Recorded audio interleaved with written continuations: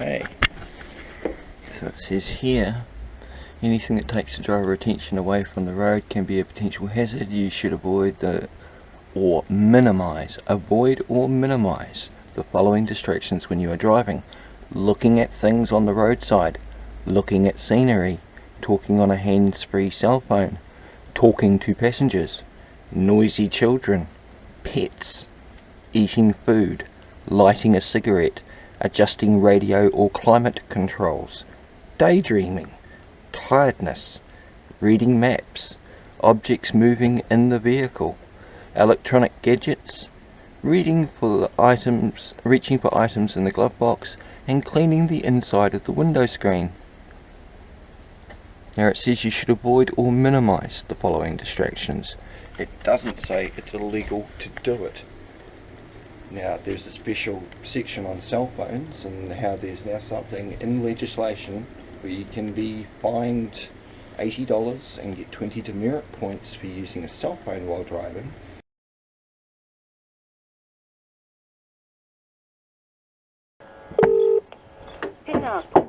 Welcome to the Ministry of Justice. May be recorded for reference purposes.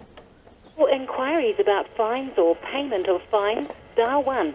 For civil enforcement and debt recovery, dial 2. For all other matters, including inquiries relating to courts, please dial 3 or hold for all our representatives are currently attending to other calls. Please continue to hold for the next available representative. Welcome to Ministry of Justice. Lorna speaking. How may I help you? G'day Lorna, how are you today? Good, how are you? Not too bad. Great. I'm hoping you can help me with a general inquiry. Sure. I'm trying to ascertain if anyone in New Zealand has ever been prosecuted for reading while driving. I understand under the Land Transport Road User Rule 2004 section 7.3a is about cell phones. Well, reading while driving? Yeah, I looked on the road code. I spoke to the NZTA about it, and they said on the road code it says distractions or what the driver's responsibilities are to avoid things like that, to looking at a map. They also say you're to avoid lighting a cigarette, to avoid noisy children, daydreaming. The road code? Yeah, so... Law. What legislation are we looking at? That's under the Land Transport Act, they were stating, but I'm just curious, because it does say under legislation, like I was saying, the Road User Rule, I think it's section 7.3a about the mobile phones, but there's nothing that I can find under any act that states anything about that you can be prosecuted for driving and reading, or if you're referring to notes that you're driving along or whatever. I know what you mean, yeah. What happens with we sort of end up right at the end of the whole process. Sure. Okay? But what happens is that it'll be at the discretion of the police who would be prosecuting. Oh, okay. Or Land Transport as to whether they do a prosecution under that section through the courts. Yeah, but that's what I'm meaning. They would need to have a section to prosecute the driver under, and if there's nothing under any legislative section stating anything about reading while driving. What section they would actually file it under? Yeah, that's what I'm trying to find. I mean, I've looked through the Land Transport Act. I'm just wondering if there's any list of offences or driving offences or anywhere I can obtain something like that might have it listed. But I mean, to me, it just seems you get 20 demerits and an $80 fine if you're talking on a phone, and it says that you should also avoid using hand-free phones on the road code. So the road code? Yeah, it says you should avoid having noisy children in the car. It's a distraction. Yeah, I get the distraction part, but if everybody was to think of that as what you're not allowed to do, people would be driving by themselves, staring solely at the road, not looking at anything. Not even adjusting their air conditioning, because it even says that. If Land Transport were to remove that wording out of their road code book... Sure. I get it's advisory, but my point is it's saying to avoid it, it's not saying it's against the law. Yep. And that's the thing I'm trying to define. Okay, so have we got legal direction on this? Sorry? Your initial question was to find out if there were any prosecution cases that were held at the court. Sure, yes. We need that request in writing. Okay, I can do that. We need a bit more time than over the phone to be able to... of course. I'm just wondering off the top of your head if anyone has been. not that I'm aware of. Yeah. But then in saying that, sometimes the charges that come through are so obscure that you wouldn't relate it to True. what English language is. Yeah, well, it's a different language anyway, isn't it? Yeah. We So, can certainly look into that for you and see what searches we can find within our process of the prosecution. cool. To help you with your journey or the information that you're trying to obtain. Yeah, well, it all stems back from a friend of mine got a threatening letter from the other side of the world in England, where he had watched this guy driving and referring to his notes while he was doing so, and he's trying to say that's a breach of driving offences, and as far as I'm aware, it isn't. He also threatened to have the police against him and said the system was going to get him, which I would have thought writing a letter like that is intimidating and threatening to begin with. I'll be applying for harassment. Yeah. Well, he responded to the UK police, and they responded within 24 hours, but the New Zealand police haven't responded within a week. So, and he even mentions 3 officers by name that he's spoken Someone to. from UK that sent the email to New Zealand or New Zealand to UK? It was a guy in the UK who actually wrote a letter to this guy's wife to try and cause shit, basically. Yeah, so that's the UK police. No, they need to manage that. Yeah, and the UK police were made aware of it, and they've said one letter's not intimidation or harassment, but if there was a second one, then it would be deemed so. Which is fair enough, I understand. You know, one letter in and itself isn't. How do you proceed on the first one through their legislation? Yeah, exactly. How do you prosecute under the first? You don't. It's all up to them, really, isn't it? So just throw out the bit of paper and throw it in the rubbish. It still doesn't stop what we need to do. Because I've never heard of anyone getting prosecuted for reading or lighting a cigarette or anything that it states in the road code to avoid. Now, fair enough, you can't use a phone while you're driving unless it's on a hands-free. Common charge that I would see here, based on my experience, is careless driving. Yeah. That's a common charge, and within that common charge, the police officer in charge would include what we call a narrative, which is a comment. Okay. And the comment would stipulate the reasons of the careless driving. Okay. And there could be a phrase in regards to mobile usage. Yeah, but if it's not mobile and you're only reading a bit of paper... Now that is put in there through the police, the officer in charge. Okay, so it would be in their summary statement. Like, yeah, that's it. Okay. Charging document. And what we get at the court is pretty much 2 words, careless driving. And would the officer have to actually see that offence happening, or can it be done from viewing a videotape that may be edited online? Depending on what the narrative stipulates. It could be either or, but it's something that I wouldn't be able to answer. No, fair enough, you've been helpful. It would come from the police prosecution team. Sure, I could ask the police prosecutions. I can give you a phone number for them, because that'll also be another way of looking into this. Yeah, it's really struck me curious, because... Understandable. Yeah, I would have thought anybody who's working in a vehicle would, like I used to work for Sky TV, and quite often I'd have the worksheet in front of me and I'd glance at the address that I was going to and didn't think there's anything wrong with that. Yes, you would. I mean, I know with transport services, like courier services, truck drivers... They have paperwork in front of them on clipboards. All day, I mean, back in the day it was all RTs. And how do car karaoke you watch on TV? You see roving reporters talking to cameras and referring to notes and that sort of thing. So, how would that? Yeah, it would be difficult. Well, the thing is it's understanding the law. That's what it is. And that's the problem. Is law is confusing. It's built that way. Oh no, I've spent four years studying law and legalese, and I have the New Zealand Butterworth's Law Dictionary, and I'm well aware of the ambiguity in the words used in legislation. It takes one person to basically create a situation on one word in the... on a precedent, yeah, absolutely. And then that can go down the trail in so many different directions. Yeah, well, here's a good food for thought for you, just off the top of my head. I mean, if it's like for instance, my daughter, right? She got dropped off by a bus driver in Kaitaia. She was kicked off the bus for vomiting.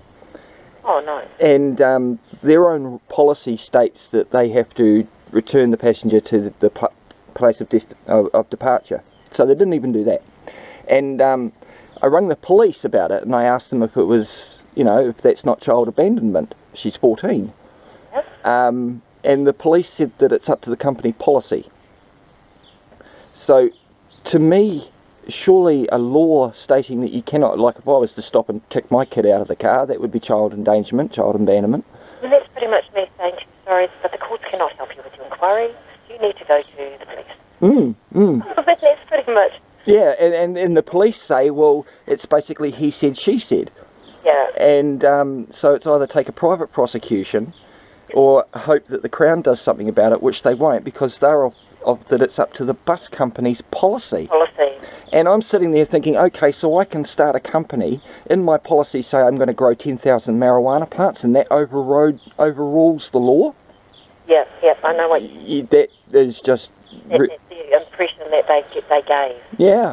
Yeah, just gobsmacked. And the thing was that your question was not a silly one. It was quite valid and true and meaningful. Well, yeah. I mean, if he's going to get a letter saying that they're going to dob the cops because he's reading while he's driving and it's on video, is he in trouble?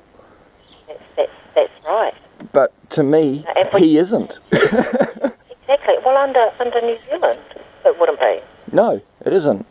I don't think it is anywhere. I mean, I can get the cell phone, using a cell phone while you're driving. That is distracting, but...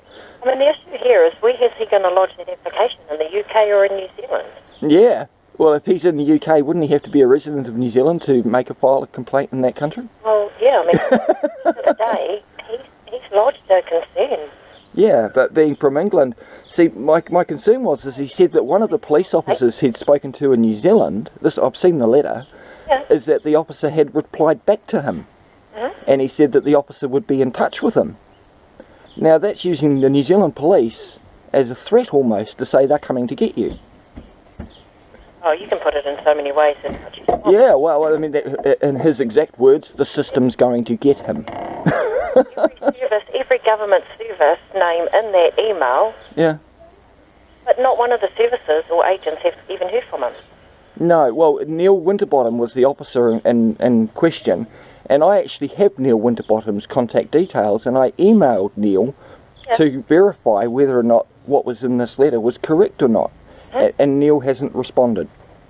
Oh, Neil wouldn't respond. No. Neil will anticipate the next step is to receive a notification from the lawyer with a hearing date, court hearing date. The issue here is that the matter lies with the UK police. Yeah. They need to enforce it. Yeah.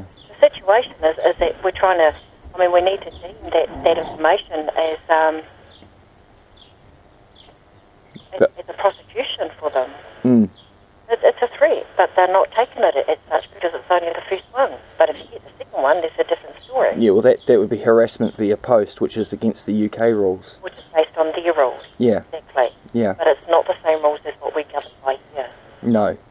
And that's what I was trying to think. Perhaps over in England it is a motoring offence or something to drive while, but it's not in New Zealand that I can find. But to bring the services of New Zealand under disrepute, why are the UK lawyers not taking that on board with the UK? Well, yeah. I mean, he's named Mike Bush, who we all know is the police commissioner, and 2 sergeants. So all of which the guys had dealings with before and isn't really too worried about. So, yeah. Which is where the private prosecution comes into it. Yeah, it is, isn't it? No different than doing it on Facebook. I think it's a bit low sending it to his wife. I mean, if he had a problem with the guy himself, he should have addressed it to the guy himself, and instead of causing concern to the wife as well. Yeah, but that was, you know why that was happening. Oh yeah, he's trying to get him in shit with the wife. Exactly. and the thing is that playing those kind of games, eventually it's going to come round. Yeah, it will do. Absolutely. I mean, it's, like I say, the UK police has been informed and they've responded far quicker than New Zealand even had. So. Oh, they will though. They won't respond to this because it's not their issue. Yeah, of course. It's an issue that has been raised by a citizen in the UK. So but if I'm acting as a New Zealand citizen and choose to make a complaint, then sure, then they would have to focus on it. Well, unless your friend is going to file a private prosecution, then the New Zealand police will need to focus on it. True. But at the moment, they haven't been given any kind of application to be brought into the loop as a party. No, they've just been sent a copy of the YouTube video of the guy talking and driving and video recording it. And the video recording was all done by mounted dash cams. It's not like he was using a phone or anything.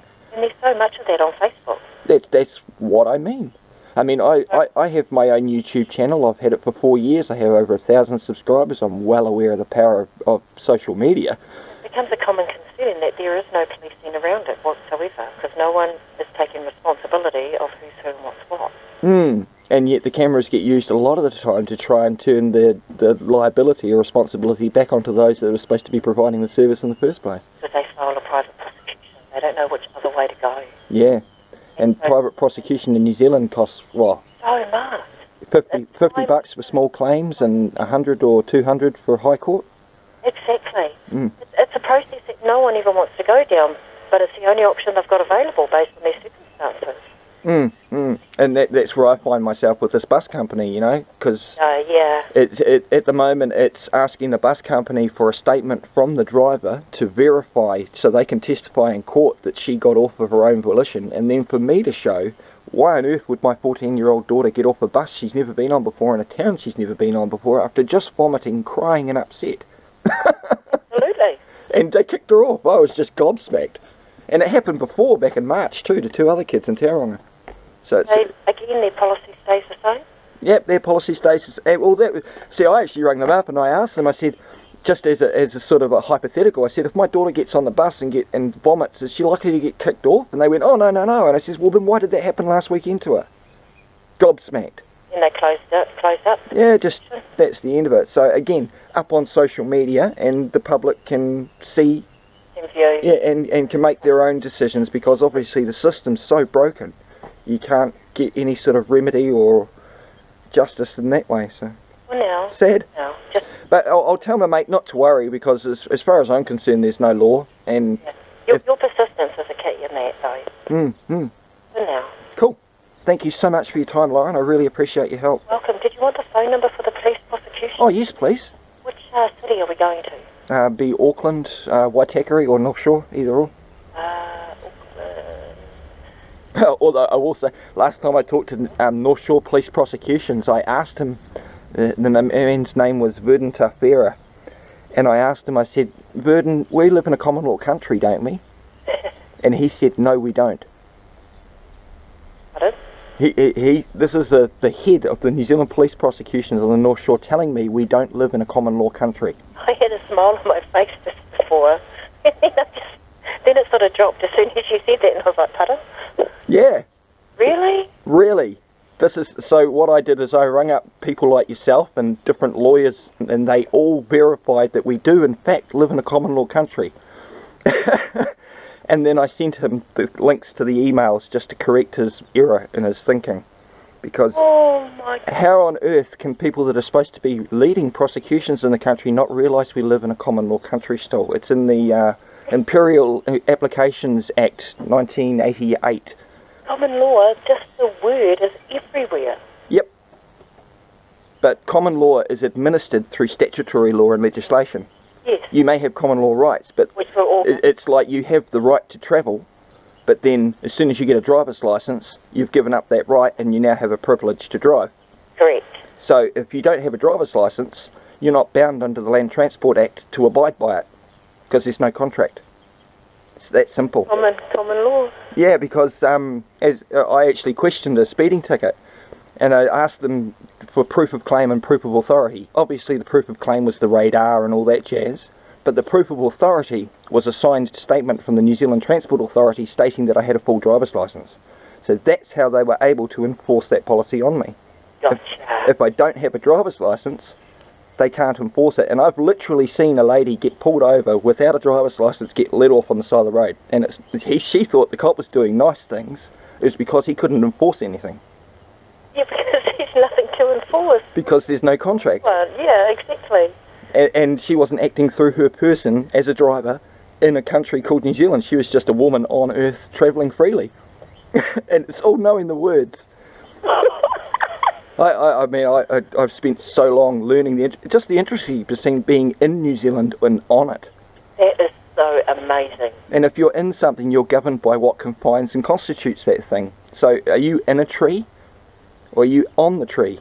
Yeah. Or are you in court? In court, yeah. Or at court? Lawyers are lawyers at law, but my mother's in law.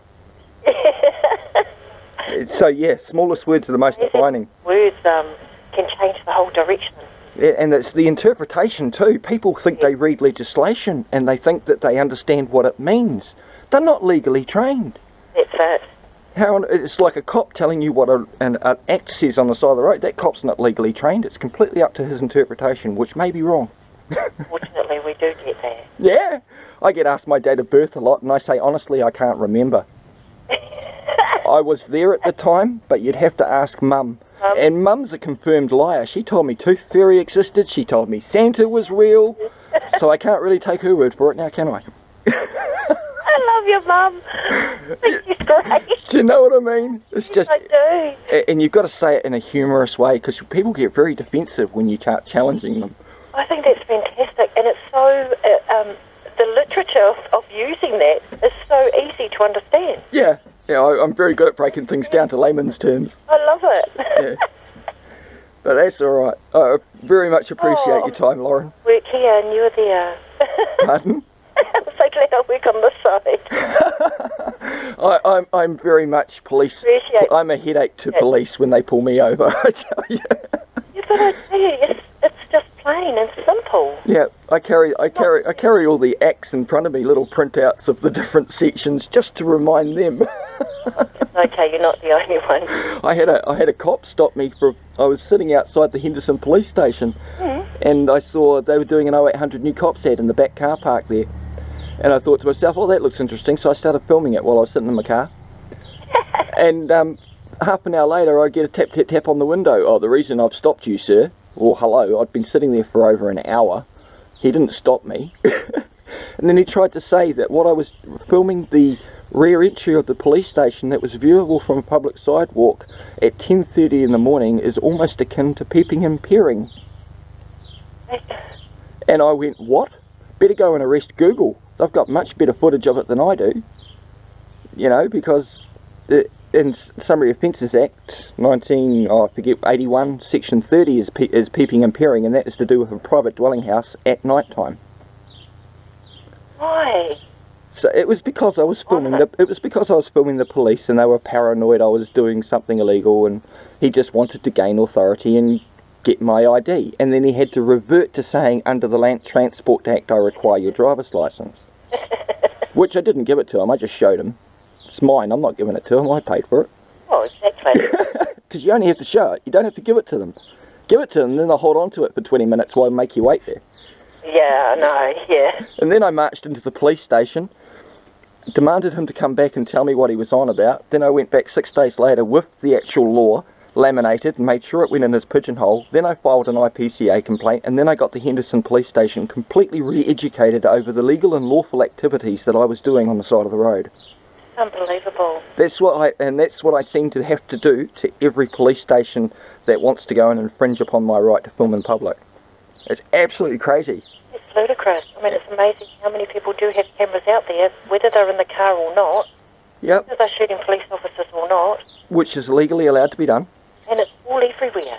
Yeah, well, I always look at it in this way. If I walk into a place and there's a security camera watching me, then I'll turn mine on. Yeah. Because they're filming me, I film them. If they say you can't film in here, I'll say, fine, you turn off your security cameras and I'll turn off my security camera. Oh, it's plain and simple and it's right. Yeah. Otherwise they think that you're saying nothing. You just sit there and then they think, oh, everything's fine with that person. Don't worry about that. Exactly. All the time. It's crazy stuff. Sometimes it's better to not know and just ignore and carry on with ignorance is bliss, but I reckon if more people actually challenged what was going on, it would be a better place, quite frankly. I mean, look at the American elections and the Clinton drama and all that now at the moment. God damn. Oh, hey. I mean, even with Helen Clark. Yeah. Well, she's over in the UN now, right where she wanted to be, isn't she? Oh, yeah. And then with her going for that extra role and then not getting it through that whole process. Mm-hmm. It was just, yeah, that was diabolical. Bit of a letdown, wasn't it? It was, actually. I thought it was. I mean, the support was there. But then when the defences started coming in with the responses, it was sort of the support started to sort of fade a little bit. Yeah, it does, doesn't it? But at the end of the day, it was my decision. And whether she got it or not, I mean, she had to go. Yeah, yeah. You know, for a little Kiwi person, I suppose. Yeah, but see, that's the thing. We're not little kids. We're just as important as any other man or woman on earth. We've got to stop. Absolutely. You know, we are all equal. That us New Zealanders take over there, and that's what they come back with. Yep. And it's sort of like, okay then, we obviously have to work a bit more to be able to prove that we are a lot more than what they have been told. I did a Google Hangout with a couple of American guys, because the live Hangout, so we can talk to anybody all over the world. It's really quite cool. Right, yeah. And this guy in America, he says, yeah, but the Wright brothers flew first. And I went, no. Richard Pearce was the first guy that did a flight. And he goes, who? And I went, Richard Pearce, you look it up. And he's, no way. They've been lying to me all through my school life that the Wright brothers were the first ones to fly. I says, yeah, the difference is Richard Pearce did not make a controlled landing. He landed in a gorse bush. In the gorse bush. Yeah. Whereas the Wright brothers did do a controlled landing, so it was considered the first flight. First flight. But he had no idea who Richard Pearce was. Why would he? Oh, exactly. Crazy stuff. Anyway, I've taken up too much of your time. I really must let you go. No, I've still got that number for you. Oh, sorry. Oh, it's okay. I'll stop talking. I knew what I was doing for you. Now I've got to go back in and find it again. I was going to give you the Auckland Police prosecution. Yep, go for it. The phone number is 309. Yep. 4525. 4525. Cool. And don't forget, send a written request through to our court so we can investigate it for you and do a bit of searching. Yeah, cool. We'll do. Cool. And thank you. And that's just what, info at MOJ? Send it through to contact us. Okay, I'll do that on the website. That'll be great. Thank you. Thank you. You have a good day. You too. It was great talking. No, I really appreciate it. No problem. Yeah, thank you. Bye. Bye. What a cool chick. Lauren, you rock.